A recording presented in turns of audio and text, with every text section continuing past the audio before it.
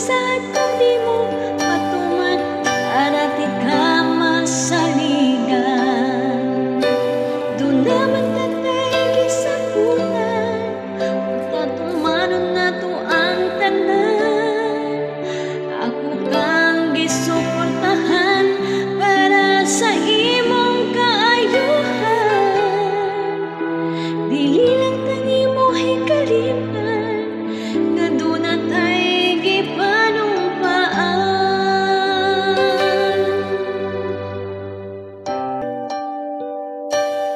Magpunta kay ta sa WeChat o sa Facebook.